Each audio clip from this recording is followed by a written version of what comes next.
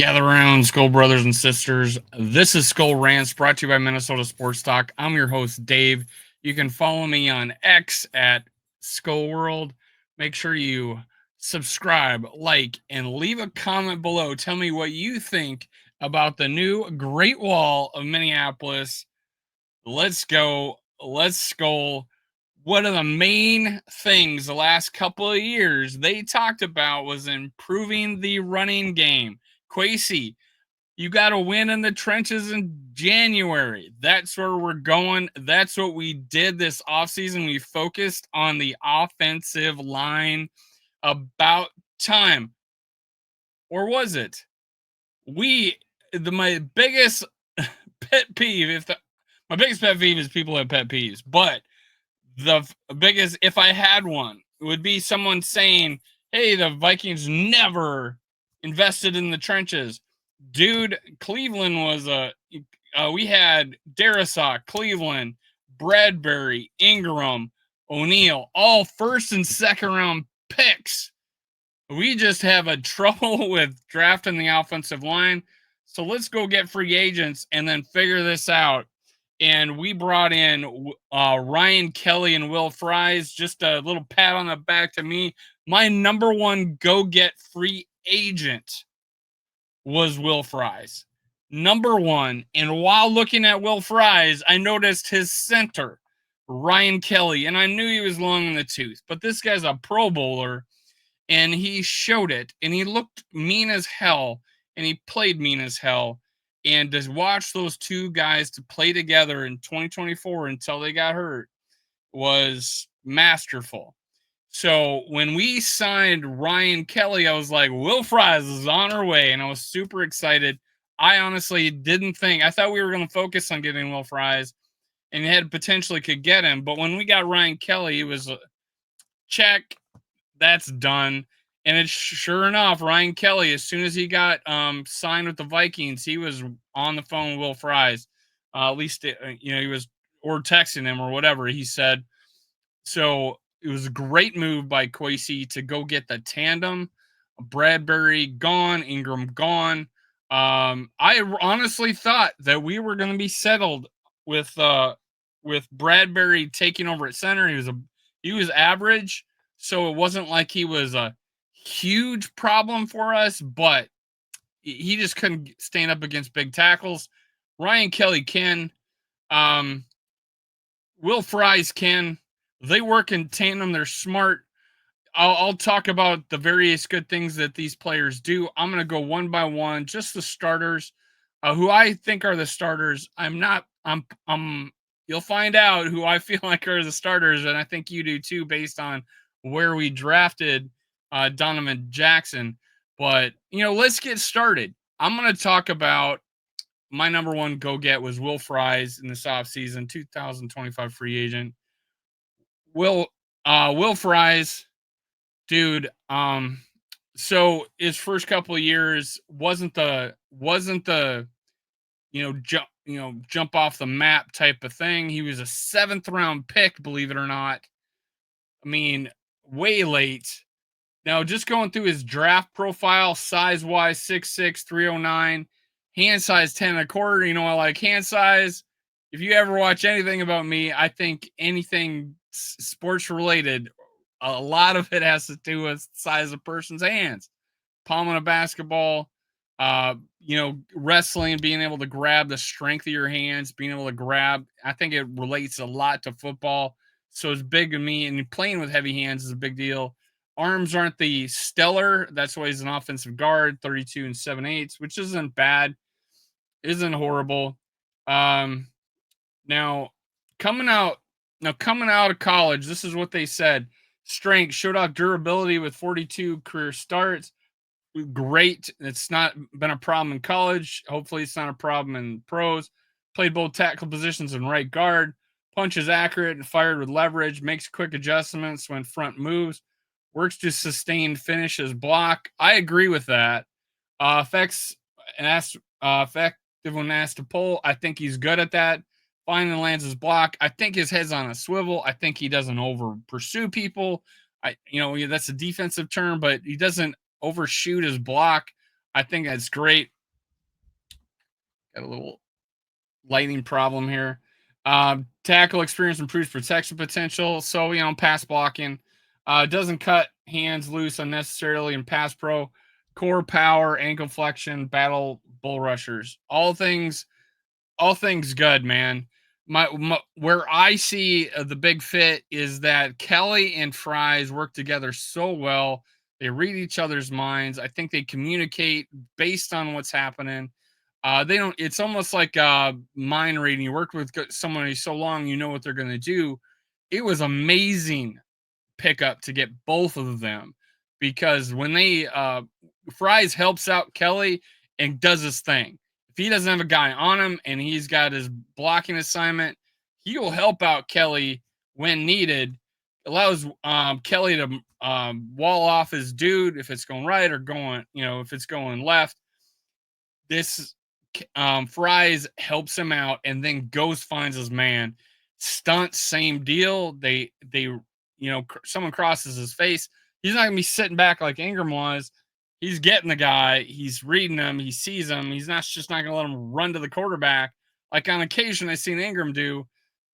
This is a huge, huge upgrade at Ray guard.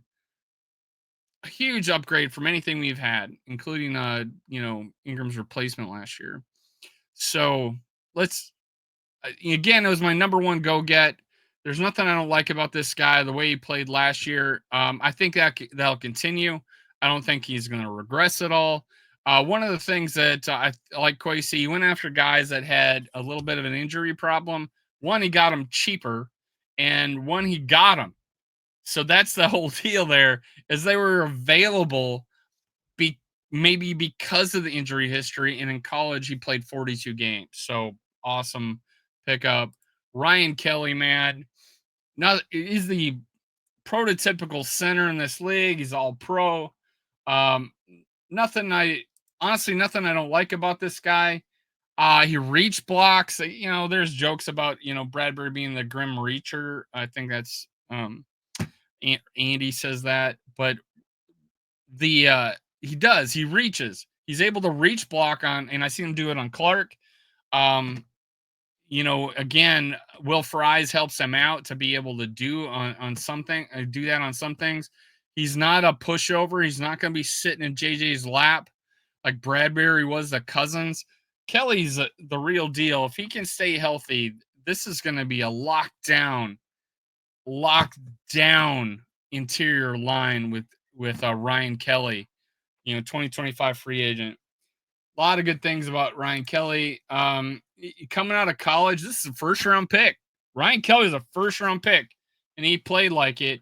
6'4", 311 pounds, 9 and 5/8 inch hands, not small. Not 33 and 5/8 inch arms. So he has long arms.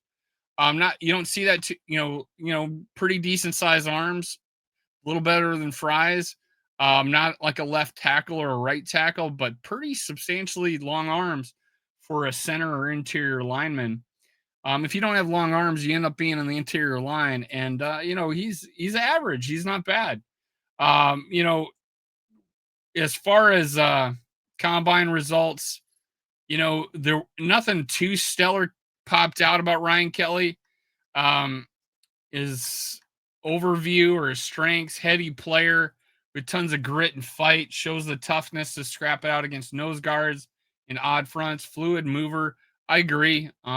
In space with knee bend and athletic hips, explodes into down blocks with low pads and decent bend, looks for latch and lift with hip snap, rarely penalized. Huge deal. I think Bursich from the Vikings.com said that 1 out of every 400 snaps, this guy gets a penalty. Boom. Damn, that's impressive, especially with the type of physicality this guy plays with. Battles to stay glued to block finisher who looks to dole out punishment on double team blocks. Him and Fries double teamed, it was done. Didn't just rescue blocks, helped to blow holes open in Crimson Tide rush game.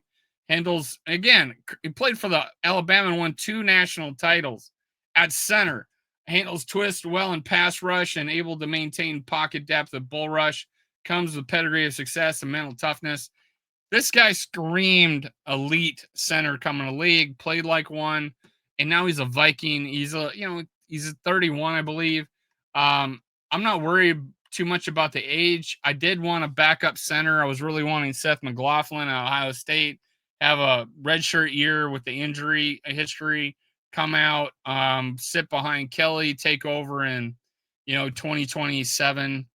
But Ryan Kelly can play a few years. He's stay healthy, play a few years. This is a serious upgrade at center.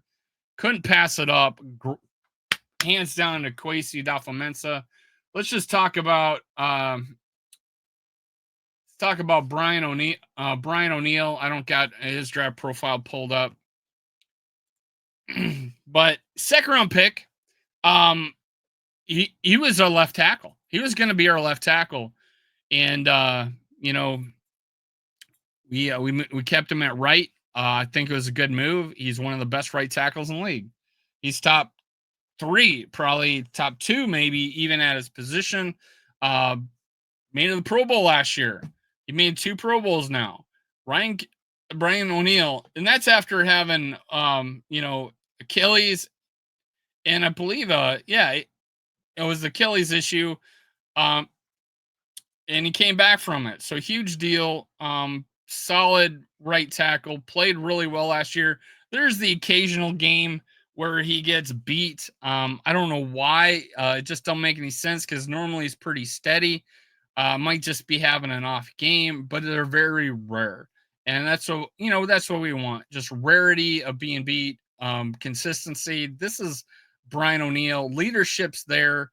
I think the reason why we didn't have a full on revolt in the offensive room during the Zimmer years is because Brian O'Neill and the rest, and there's a bunch of leaders on that team, came to play ball, played when they could, but when Zimmer left, Brian O'Neill did say something, but he kept it professional. Why Zimmer was there.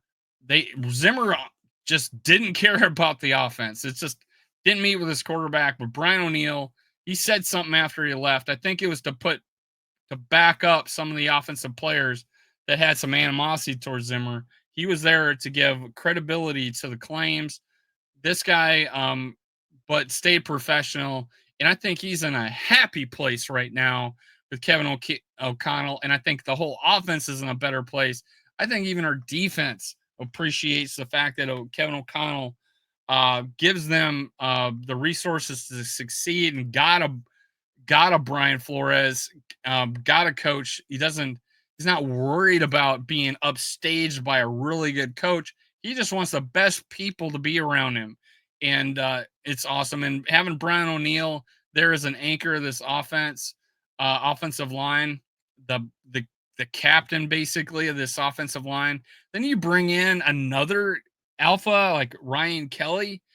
I'm loving it, man. I'm loving it. I think this offensive line is going to gel. I think it's going to be huge. And one of the biggest reasons I think it's going to be killer is the fact that Christian Darrisaw would be back. I hopefully he's back day one. I don't know. I don't know anything. If you know more, put it in the comments. Tell me where you think Darrisaw is in his rehab. So, or if you've heard anything, I haven't seen anything at all really. So it's kept pretty quiet. Darrisaw, however, man, nothing you can't say about this guy. When he was coming out of college, I didn't think he was a finisher. That was my big stink on him. And then I didn't realize how freaking athletic he was. This guy could be the best left tackle in the league. Hasn't got a Pro Bowl yet because every year there's been missed games. That's his big problem. The best ability is availability. Christian Darrisaw hasn't shown that yet. If freak accident this last go, just trying to get space so we could punt the ball or finish out the game. Darrisaw gets rolled up on, finishes this season, and it had a big impact with Brandel at left guard. But Darrisaw, man, he takes up space. He's the focus of this. He's gonna be able to go on his own island. He doesn't need help. So they're gonna attack a Brandel and go after a Bradbury. They Because Darisaw can handle whoever they put out in front of him easily. He's the best left tackle in this league. Young, athletic, strong as F, finisher, mean streak, handles his business, bigger. He gets better every year. This guy should be all pro. He hasn't even been to a Pro Bowl. And it's all because of injury. This year, if he stays and plays 90% of the games, this is going to be the best, if not, or at least top three best the offensive lines in the league. It all depends on availability, health of this offensive line, because there's question marks there. Christian Darisaw being the biggest one. He's the main cog in this wheel. The main cog in this wheel. Darisaw is our just anchor of this offensive line. We got two, Brian O'Neill, but we don't have any holes anymore. We don't have any holes anymore. Christian Darisaw can do his thing. All these other guys can do their thing. My favorite, Christian Darisaw, just being able to have him go one-on-one against people and not worry about it, double team other people is great. He don't need help. He don't need chip blocks. He don't need nothing. He can handle anything put his way. Christian Darisaw is a freaking stud. Everybody knows it. Just to give you an idea, come out of college, first round pick. I can't believe he fell as far as he did. 6'5", 322 pounds, 9.25-inch hands, smaller of the bunch, 34.25-inch arms. Pretty right there for a tackle. Let's go through his strengths. Split low with optimal center of gravity, agreed. Natural bender, agreed. Silky smooth feet, pass slides, amazing. Honestly, strong hands, awesome. Athletic feet to mirror and move all directions. He's athletic, man. Ability to quick set with rushes, short circuit their angles, body control, balance, generally solid throughout the rep. Low body bend, doorstop, a bull rush, all agreed. Has talent, athleticism to make all the blocks at any angle. This was so right on. You don't see this, as everything is just absolutely so right on. Enticing combination of feet, hips, and hand strength. Tunnel maker, ability to reach, turn, and secure cutback. Very effective cut blocker. Keeps eyes trained on second level target through his secure blocks. Agility to stalk and connect against moving targets. Eliminated most penalties over the last 2 seasons. Great. I think this is going to be one of the least penalized offensive lines in the league. We got guys that handle their business and do it clean. That's awesome. That brings us to the latest addition at left guard, replacing Brandel. With Brandel, I liked him, but he is a backup. He's 6'7", playing guard. He's a backup tackle. You can play a few games. Who needs help though? Not like a Darisaw. But we needed the improvement. People thought it was was a reach, but no, this guy was high on our board. When you look at scheme fit, Donovan Jackson was the best scheme fit for us. So yes, I'm going to say that was a great pick, and it wasn't sexy, but once it was done, I'm like, yeah, makes sense, makes perfect sense. And then you see him play. He moved to left tackle this offseason, and all he did was win a national championship, blocking the toughest guys. Screw Zabels, screw Booker. This guy is a scheme fit for us, and he played against the toughest competition. Donovan Jackson, offensive guard, Ohio State, played left tackle for the national championship team, moves into guard. My concern with them was a little bit of reaching, but it happened after he dominated the player. Yeah, he knocked a guy back and he started lunging a little bit. So if our quarterback's scrambling, probably a bad situation. He's not sticking tight with his blocks. I think that techniques, the practice, the repetition, and the pros is going to clean him up so bad or so good. But this guy, legit first round pick. It was a deep offensive line draft, legit first round pick. Hoping to get him maybe a little later after a trade down, but the fact that we didn't lose him and we put a guy in there that's going to start day one for us, I have no doubt about it. This guy is legit, legit. Um, 6'4", 315, 33.5 inch arms, 9 and 7/8 inch hands, all good, above average, or average or better. Um, I'm gonna go through his whole bio, NFL draft combine results. High school 5-star recruit, number one offensive guard nationally, top 20 overall prospect. 2021 played in all 13 games as reserve. As a reserve. 2022 second team All Big Ten Conference. Started 13 games at left guard. First team All Big Ten 2023. Started all 13 games at left guard. 2024 second team Associated Press All American. First team All Big Ten. Started 14 games, 5 at left guard, 9 at left tackle to replace injured starter Josh Simmons for the national championship. Let's go. He's projected to go round one, round two. He did. Round one, late. Overview, broad frame, 3-year starter with core power and leg drive to hold the line of scrimmage to change it or change it. He can stick and sustain in line or on the second level and plus finisher. That's what I liked about him. This guy finishes. I didn't see that with Darius Law come out of college. I'd seen it with this guy. Jackson has the athleticism for all tasks, outside zone blocker. That's what I was talking about. This is the best fit that we could have got at left guard. Booker would have just been just a, I don't know, a paperweight out there. Zabel didn't have the competition. This guy, Donovan Jackson, has the athleticism. This is probably the best guard in the draft. He leans against stunning slanting fronts, and he can be targeting, opening his hips, and activating his feet for recoveries. Again, I think this is going to get cleaned up. He's long, and I didn't read this until now, so I actually saw what they saw, so that's great. He's long, but punches with wider hands and struggles to consistently maintain edges when mirroring. Overall, Jackson has measurables, power, and movement, any scheme and starting guard. Strengths, guard prototype with thick chest, broad hips, all agreed. Long arms and big hands, able to punch and stay clenched from a distance. Uses core power, hip flexion, and hands resets to thwart bull rush. Uses length and upper body power to thump gap shooters. This guy's a wall. He is hard to get by. This guy is not giving up ground, and that's the one thing I liked about him. For sure. Strain and leg drive to push double team blocks vertically. Guy moves people. He moves people. He's not elite, but you can see it in him. You can see it on his plays. He's smart.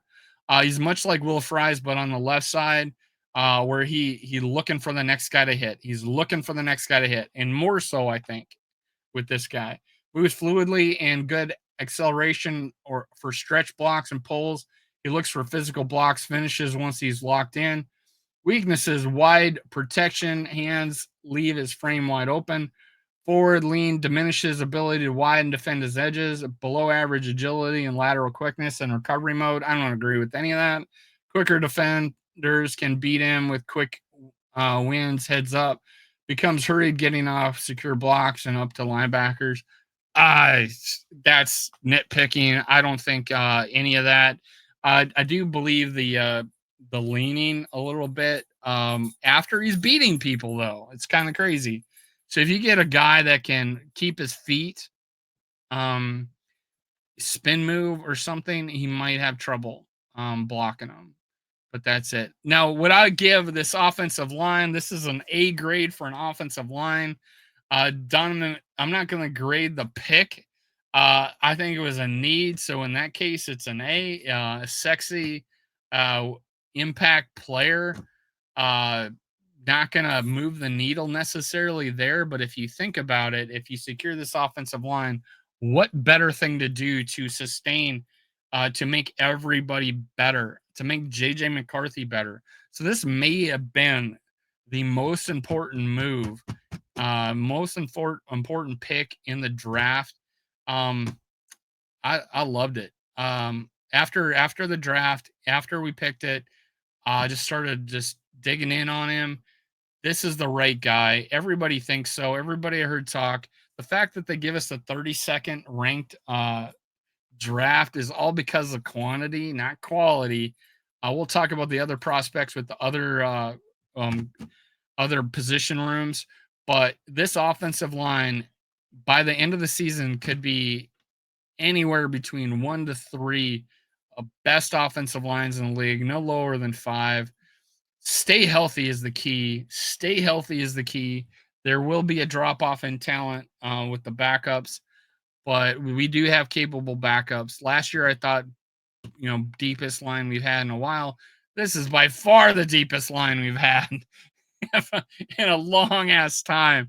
It's that incredible. It's that big of an improvement. And I'm going to say it now with the offensive line, uh, there's not a position group that's not deep that we have now. Even at linebacker now, I don't think there's a position that's not deeper. Cornerback, safety, all got deeper, all got better. Cornerback is probably not the elitist cornerback position. Safety, same deal. But there's guys like Theo Jackson going to step in. We'll talk about that. Cornerback, getting the free agent in the offseason to be a starter from Philly, that's going to pay dividends.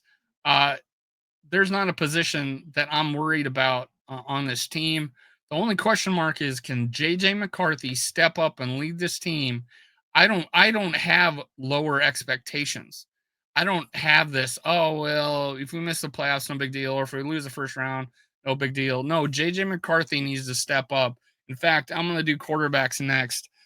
So stay tuned for my quarterback review. We'll talk about them.